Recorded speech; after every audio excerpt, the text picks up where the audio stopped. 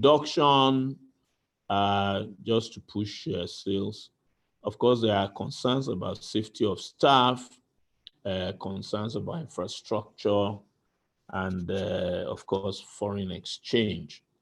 So that puts things in context.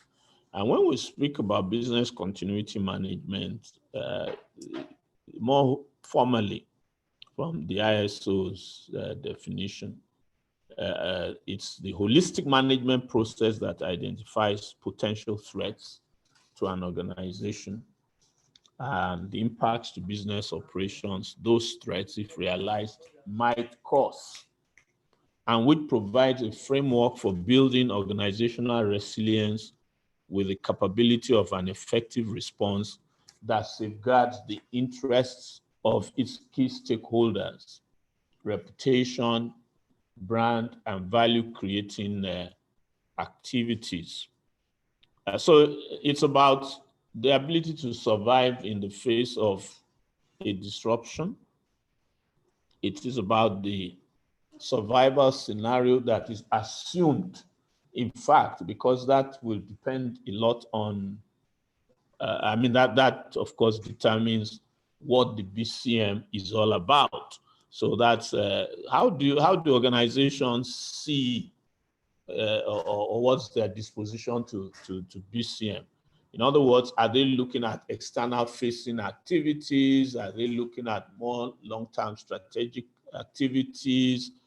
So that it also depends on the organizational view about what BCM means to it.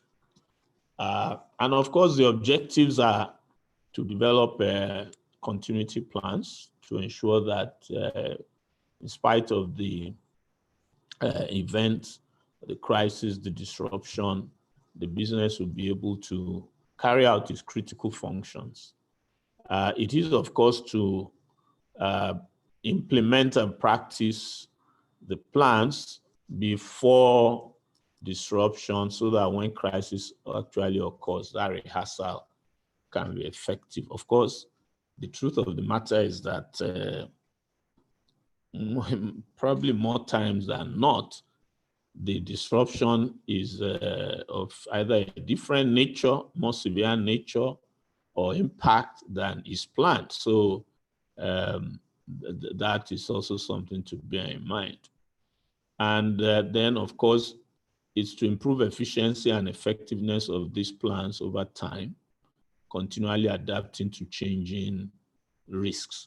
So essentially, this is something that businesses ought to have done.